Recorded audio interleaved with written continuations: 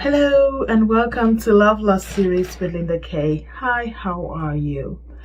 If you're watching this video today because you recently lost someone or maybe have suffered grief in your life, we're so sorry for your loss. We hope you find some comfort or solace, even if it's momentarily. So this is the Love Lost series with Linda K.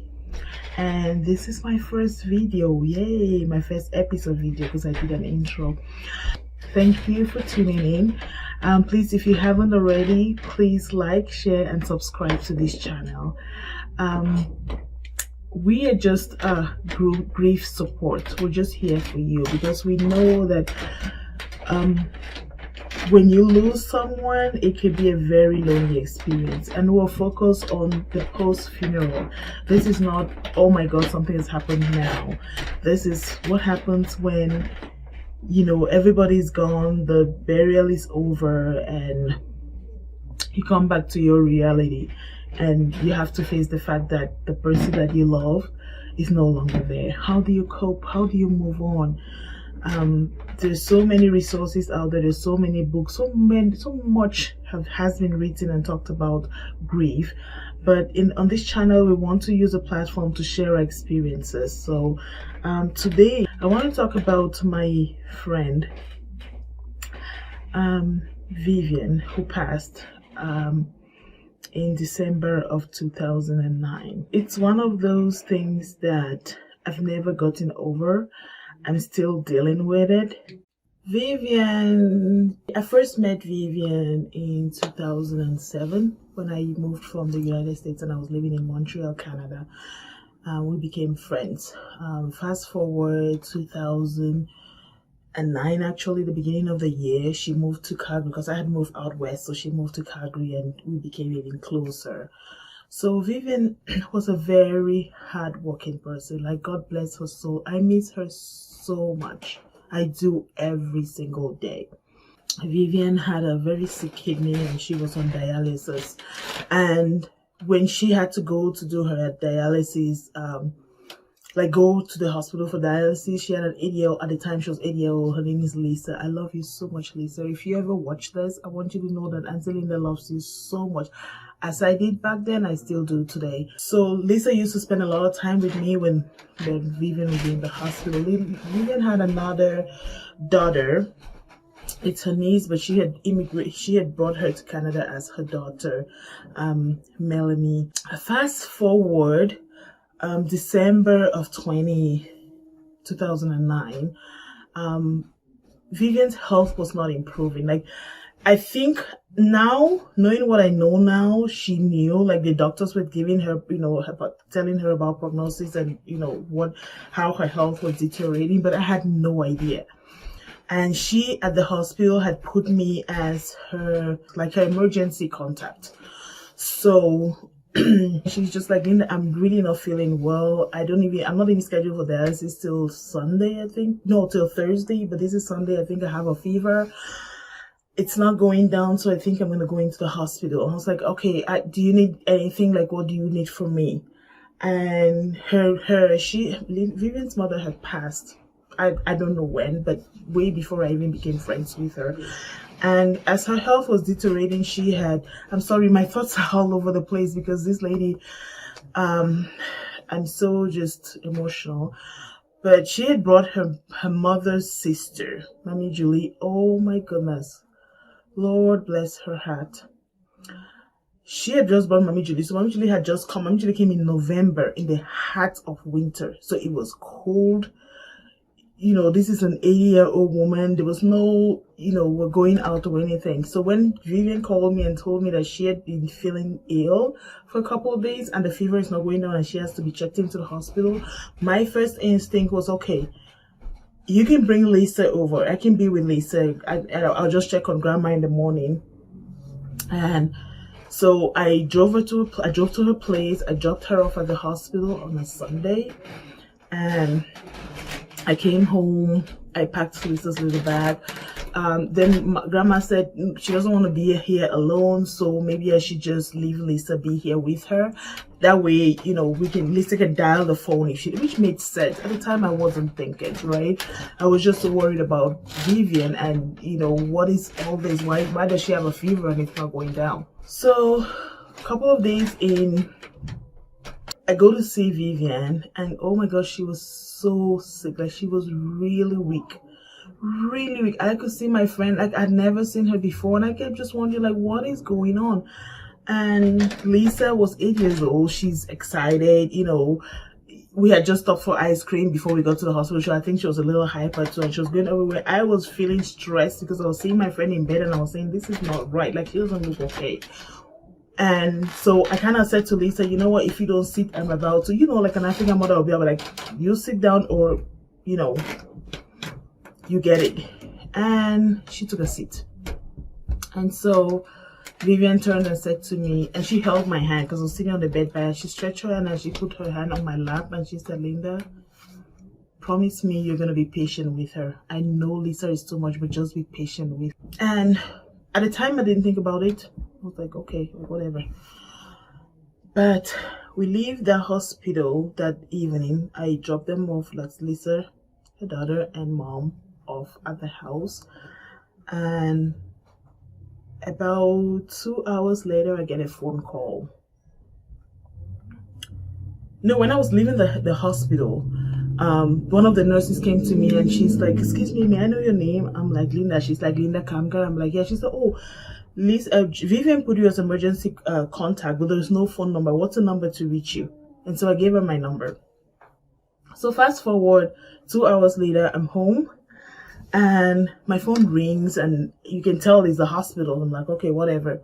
I answer the call, and the nurse is like, it's nurse so-and-so from so-and-so hospital, from so-and-so department. Is this a good time? The doctor needs to speak to you because, you know, Lisa, Vivian has put you as emergency contact. I'm like, sure. And she's like, oh, hang on a second for the doctor. So I hang on, and the doctor comes, and he's like, this is so-and-so oncologist. I'm like, oncologist? Okay.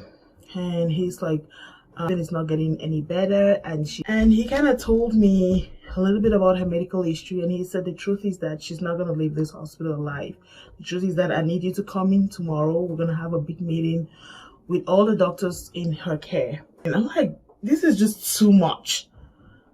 Okay, yes, I'll come to the meeting. I didn't even think about my job at the time. I was like, okay, I'll come to you. What time is the meeting? 9 a.m. I'm like, okay.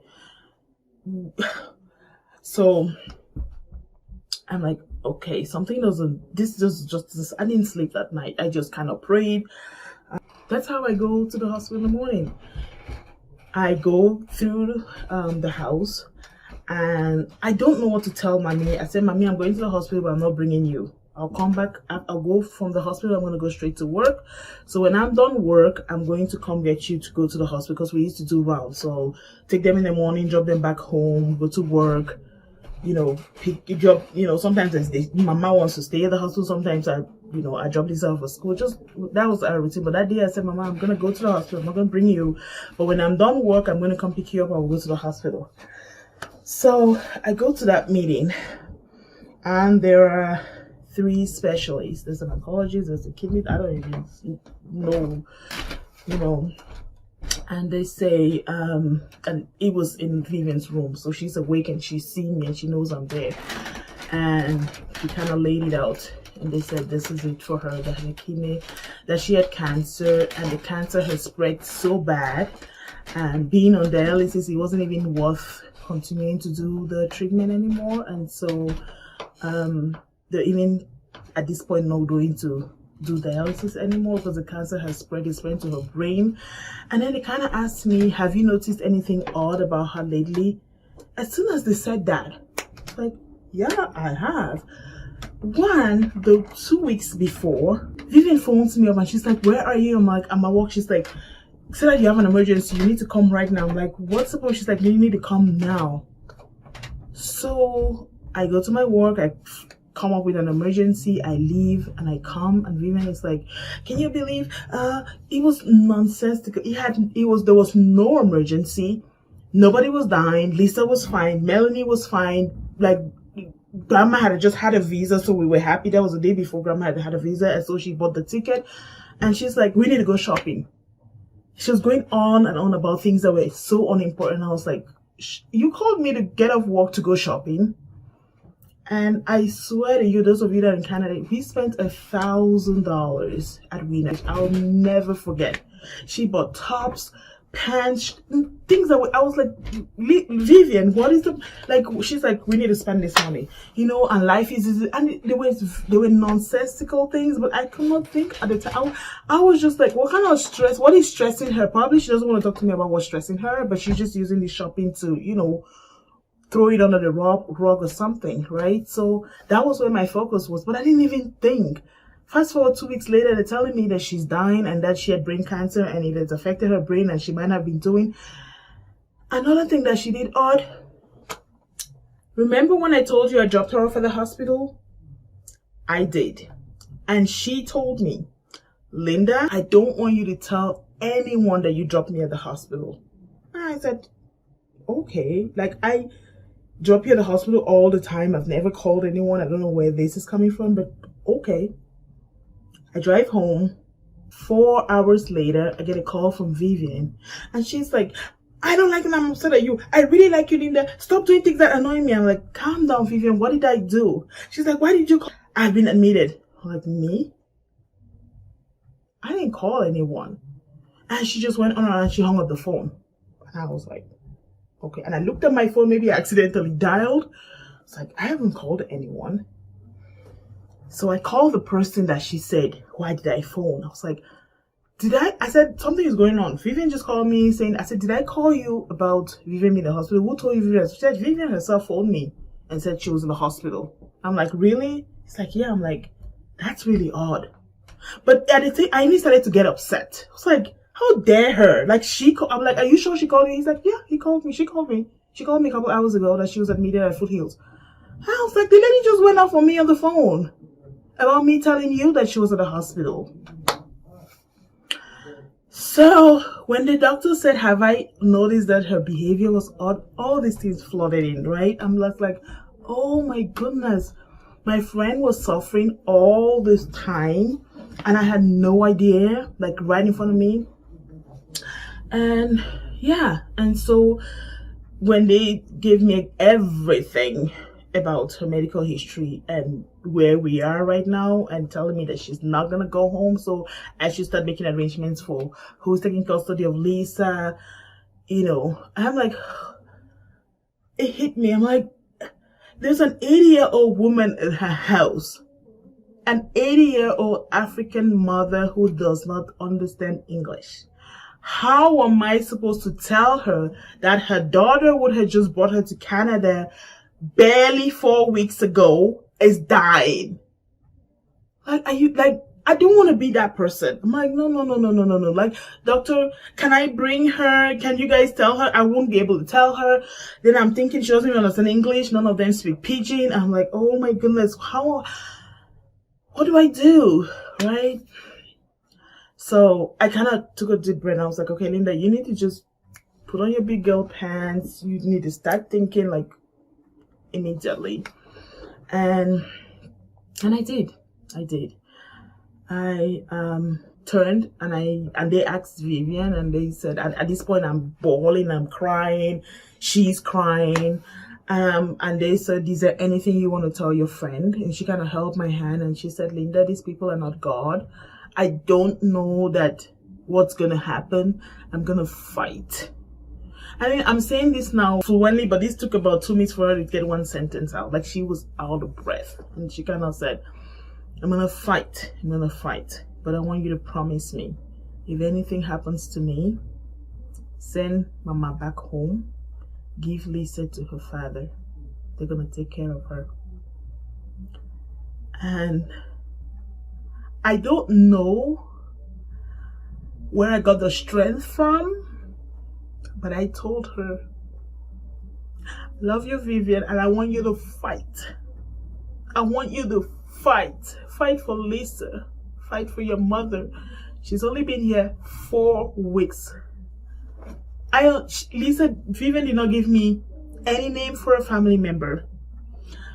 Vivian did not give me any further instructions. All she said to me was, make sure Mama goes home and send Lisa to her dad. They'll take. And she told me how his name was saved on her phone. So, sorry. I'm sorry, guys. I'm trying. So fast forward, I phoned Lisa's dad, and we made all the arrangements for custody. But we spent the next couple of weeks, just a couple of days. Dad sent his nephew Chinedu, because Dad is from Nigeria, and I'm so grateful that he was able to drop everything that he was doing at the time and come, because I needed to cry, I needed to mourn, I needed to weep, and I could not be the parent. I couldn't be the parent to Lisa. I couldn't go to court and understand what custody was all about. I couldn't fill out the paperwork that was involved, and so I was glad that he was able to get on the next flight to be here. I'm forever thankful. Forever thankful. So that was that day. That was when I knew that my friend, is gonna not make it.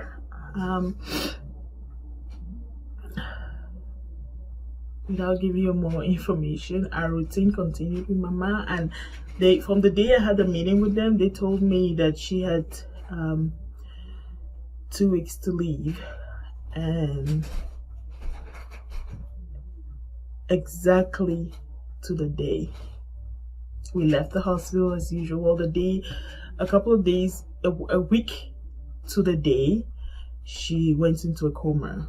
So she wasn't able to talk. It felt like she was in some deep sleep, and they said they're just giving her things to make her comfortable. I know now what that means, but at the time I didn't know. I used to come in and I'll talk to her and I will cry, and she just laid there. She was so pretty. And I finally got the courage to tell Mommy Julie, Grandma that the doctors are saying that she's really, really sick and she's not gonna come home. Imagine for you how that conversation went. Imagine for you what the poor woman, and she's still alive to this day. Again, the mother, because she's my grandmother. She's my grandmother. She checks on me all the time. And we're family. Yeah. So on a fateful Wednesday, we did a routine and we went home, and I got a call at 3 a.m. and it was time. I'll never forget. I still smell my room. I slept on with the lights on that day, so I still feel it. I'm still there. And as soon as I said that, I could see her just the way I had left her, laying there so pretty. I put on lip gloss, and she was laying there just pretty, just on my wall. It was like I was in the hospital, but I was at home. And I got up, I put my clothes on, and I phoned. At this point, Lisa's uncle had come, so I phoned his phone, and I'm like, "You guys get up, get dressed. We're going to the hospital." He just knew. I didn't say anything to him, but he just knew based on what time it was. And so I took them, and he said our goodbyes. That's it. The last time I saw my sweet friend, my big sister. I think I'm gonna take a minute at this point. Maybe I need a glass of water or something. And we're back. Okay, I needed that. Thank you. Yeah, that's how I lost my friend, and a lot of lives were affected. I'm doing this video for her daughter Lisa, and I wanted to know that we love her so much. I don't know how she's gonna see this video, but I'm doing my utmost best to make sure that I keep memories of Vivian, after I speak, I'm going to attach um, just a picture tribute. And if you know Vivian, please like this video, subscribe to my channel, leave us a tribute in the comment section, just so that if Lisa grows up and stumbles on this video, she'll be able to know how loved, how wonderful her mother was. Mommy Julie is still alive. Mommy, you know how much I love you. I talk to you always, as much as I can. I know it's not as often as you would like, but you know that I love your mother, and I thank God for your strength. Unfortunately, I'm not able to really interview Mommy at this point. I have a little interview from Melanie. I was telling you about Melanie, right? She was a teenager. Oh my God. She did suffer some grief. That poor child had no one to direct her. And I say this without any disrespect. I'm so proud of the woman that she's become, because she's gone to school and educated herself, and it's an independent, strong woman. That's Vivian. That's the story. That was my love that was lost, very, very vividly right in front of me. It was my loss. Like I was with a corpse, and it was hard. It was really hard. And like I said, Lisa's dad was really supportive. Like he made all the arrangements, and Lisa was able to go be with his family, and that's great, right? But a lot of us were just broken, and we had nothing to hang on to. Um, Vivian was a big sister. There's so many things that happened to my life, and I just wonder if she was here. Like the conversations that we used to have. I miss her a lot. I think about her a lot. When I eat kidney, like the kidney from a cow, in the last month that Vivian died, we literally ate it almost every day.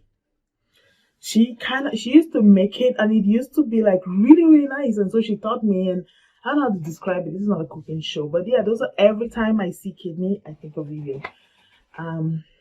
Because yeah, it was our thing. She was every time I'm in a supermarket, it doesn't matter where I am, if I see kidney, the first thing that comes to mind is Vivian. So that's my little thing, and that's how I kind of cope. And I just make, in my mind, or sometimes I say it out loud without people thinking I'm crazy. I'm like, hey Vivian, kidney.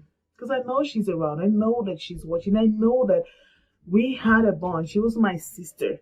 She may be resting, she may not be here anymore, but she is close to my heart. She's almost like a guardian angel, like just always there. There was a point in my life just recently. I was actually last year. I was seeing her a lot. Like I'll be in my dreams, like she'll be coming a lot. So I phoned Lisa's dad. I'm like, oh, I'm so worried about Lisa, because Vivian keeps coming to me and talking about Lisa. Those are my reminders. When I stay for so long and don't check on Lisa, Vivian does come around, and she doesn't come around and say, go check on Lisa, or have you checked on Lisa? She comes around, and it's almost in my dream. It's like she's phoning me and saying we need to go to Cross Iron Mills tomorrow because so and so and so and so and so. And I know that Lisa has a concert in school tomorrow. I'm like, okay. So I get up from the dream. I'm like, okay, I guess that's Vivian's way of telling me that I need to phone and check on Lisa. And so that's how I've survived. That's how I've coped. So this is my grief support. This is my story to you. If you've lost someone so close, so suddenly, because to me it was suddenly, it wasn't an accident, but I did not expect it. And she had no family. I was her family at the time. So that was hard. That was hard. So if you've suffered something like that, know that you're not alone. There's so many people that were here and not here anymore. And we have to call it what it is. They were here and they're not here anymore. So thank you so much for watching. Until our next episode, who's to say how long you need to mourn? Who's to say, life should go back to normal? We're just here to support each other. We're just here to love each other. No one is getting out of here alive. But for those of us that are left behind, how do we move on? How do we cope? So please like, share my video. Most importantly, please subscribe. And if you know Vivian, Please leave a beautiful tribute to her in comments. Like I said, this is going to be for Lisa when she goes up or when she ever sees the video. So thank you so much for watching. Bye bye for now.